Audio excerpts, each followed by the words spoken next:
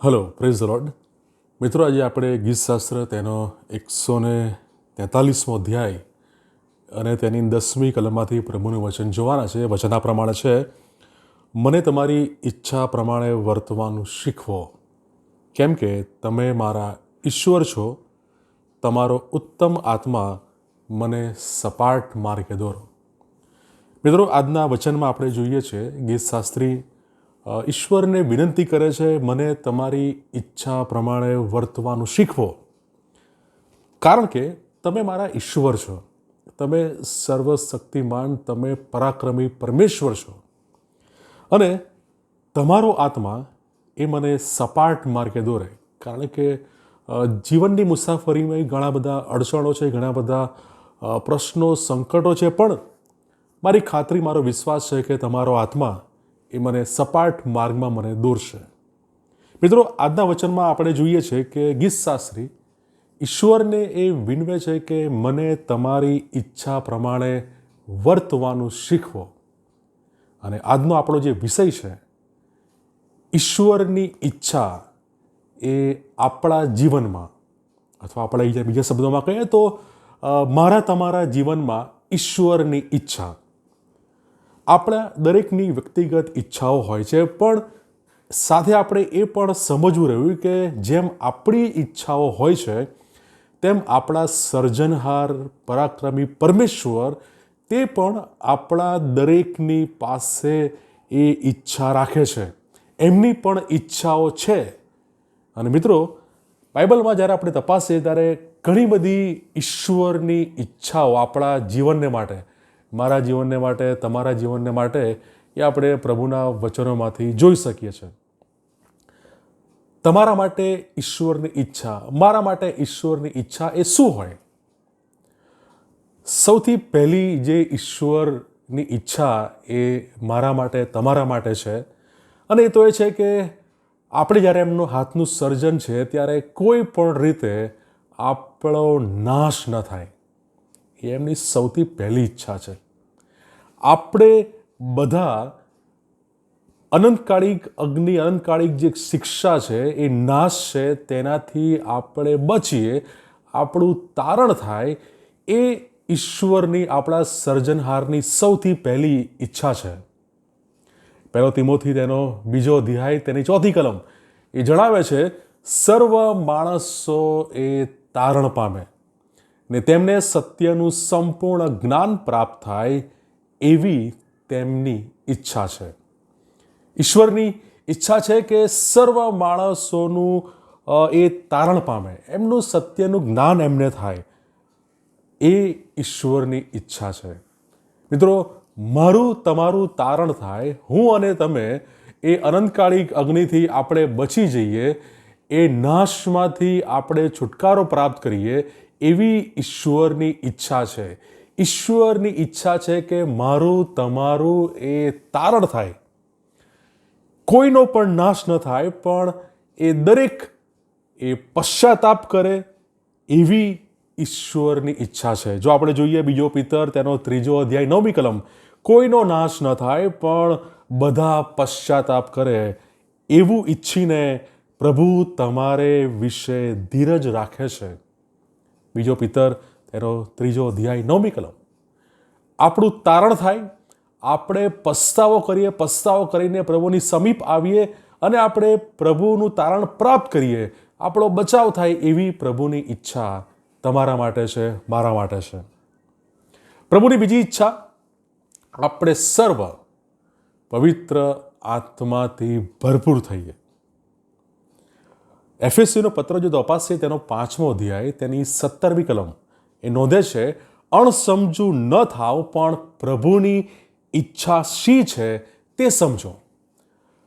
આ જગતમાં ઘણા બધા બાહ્ય આકર્ષણોથી આપણે મૂંઝાઈ જઈએ છીએ, આપણને સમજ પડતી નથી, પણ પ્રભુના વચનો સ્પષ્ટ કહે છે કે જગતના આકર્ષણોથી તમે એને આકર્ષાઈ ન જાઓ, તમે ખોટા નિર્ણયો તમે ના કરો.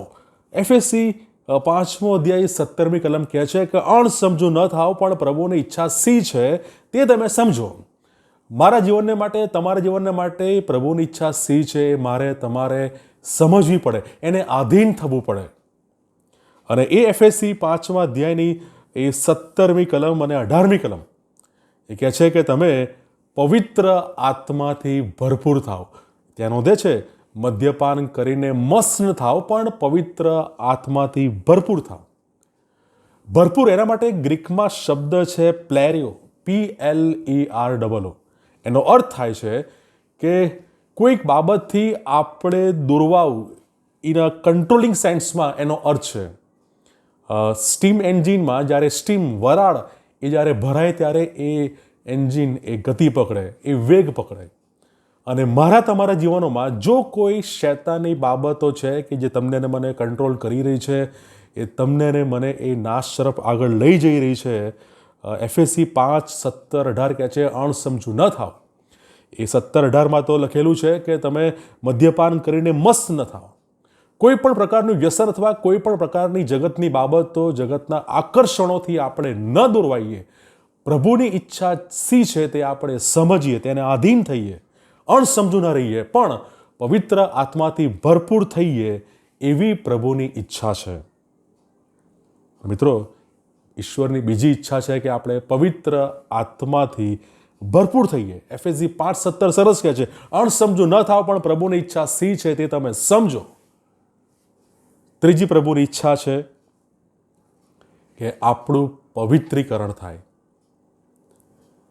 1 થેસ્સલોનિકા તેનો 4થો અધ્યાય તેની 3જી કલમ નોંધે છે ઈશ્વરની ઈચ્છા એવી છે કે તમારું પવિત્રીકરણ થાય, એટલે તમે વ્યભિચારથી તમે દૂર રહો.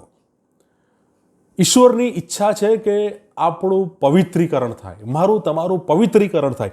અને પવિત્રીકરણ માટે ઇંગ્લિશમાં જે શબ્દ છે સેન્ટિફિકેશન, અર્થ થાય છે સેપરેશન ફ્રોમ સિન. પાપ અને પાપની અસરોથી આપણે દૂર થઈએ, દૂર રહીએ, એનાથી અળગા થઈએ, એવી પ્રભુની ઈચ્છા છે. મારું તમારું પવિત્રીકરણ થાય, તમે ને હું પાપ અને પાપની અસરોથી દૂર થઈએ, એ પાપોને આપણે તજી દઈએ અને ઈશ્વરથી, પ્રભુ ઈસુ ખ્રિસ્તથી આપણું પવિત્રીકરણ થાય, એવી પ્રભુની ઈચ્છા છે. જ્યાં સુધી આપણું પવિત્રીકરણ થતું નથી, એનો અર્થ એ છે કે હજુ પણ આપણે એ પાપ અને પાપની અસરો સાથે જોડાયેલા છે, સંકળાયેલા છે. પણ પ્રભુની ઈચ્છા છે કે મારું તમારું પવિત્રીકરણ થાય. એ ઈચ્છે છે કે તમે ને હું પાપ અને પાપની અસરોથી આપણે દૂર થઈએ, અળગા થઈએ. પ્રભુની આ ત્રીજી ઈચ્છા કે આપણું, મારું તમારું એ પવિત્રીકરણ થાય. પ્રભુની ચોથી ઈચ્છા છે કે આપણે એમને આધીન થઈએ. યાકૂબનો પત્ર તેનો 4થો અધ્યાય 7મી કલમ, આપણે ઈશ્વરને અને ઈશ્વરની ઈચ્છાને આધીન થઈએ, એવી પ્રભુની ઈચ્છા છે. જ્યારે આપણે ઈશ્વરને આધીન થઈએ છીએ ત્યારે આપણો સંપૂર્ણ, આપણા જીવનનો આધાર એ ઈશ્વર પર છે. જગત અને જગતના બાબતો પરથી આપણે દ્રષ્ટિ હટાવીને આપણે એકમાત્ર પ્રભુ પર જ આપણે આધાર રાખીએ છીએ. પ્રભુને જ એના પગલામાં આપણે ચાલીએ છીએ, એમને જ આપણા જીવનની દોરી એમના હાથમાં સોંપીએ છીએ. પ્રભુની ઈચ્છા છે કે આપણે તેમને આધીન થઈએ. અને પ્રભુની પાંચમી ઈચ્છા છે કે આપણે તેમના માટે દુઃખ સહન કરીએ. 1 પિતર તેનો 3જો અધ્યાય અને તેની 17મી કલમ એ નોંધે છે કે દુઃખ સહન કરવું. આપણે પ્રભુને માટે, પ્રભુની સેવાને માટે આપણે દુઃખ સહન કરીએ. અને મિત્રો, જ્યારે આપણે આ પ્રભુની ઈચ્છાને આપણે આધીન થઈએ છીએ ત્યારે શૈતાન એ ચોક્કસથી એ બમણા પ્રહાર એ આપણી પર કરે છે. એ દુઃખ, એ પીડા, એ સંકટો, મુશ્કેલીઓ એ આવે છે. પણ આપણે પ્રભુને માટે, પ્રભુની સેવાને માટે, પ્રભુની સુવાર્તાને માટે આપણે દુઃખ સહન કરવાને માટે આપણે હંમેશા એ તૈયાર રહીએ, તત્પર રહીએ. કારણ કે જ્યારે આપણે પ્રભુને માટે, પ્રભુની સેવાને માટે દુઃખ સહન કરીએ છીએ, 1 પિતર 5:10 કહે છે કે જ્યારે તમે સહન કરો છો, એ દુઃખ સહન એ તમને પૂર્ણ, એ તમને સ્થિર અને એ તમને બળવાન કરશે. પ્રભુની ઈચ્છા છે કે તમે ને હું પ્રભુની સુવાર્તાને માટે, પ્રભુના કાર્યોને માટે, પ્રભુને માટે આપણે દુઃખ સહન કરવાનું આવે તો એ કરીએ.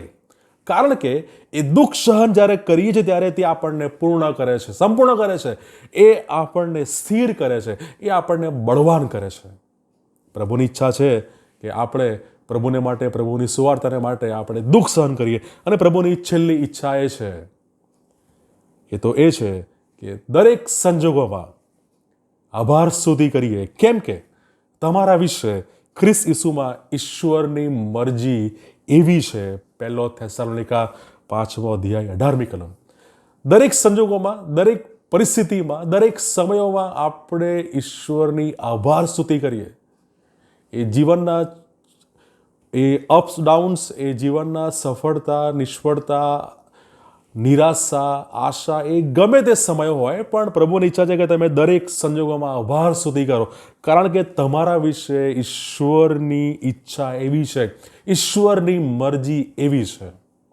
માટે મિત્રો, મારા જીવનને માટે, તમારા જીવનને માટે, આપણા જીવનને માટે ઈશ્વરની ઈચ્છા છે કે આપણે તારણ પામીએ.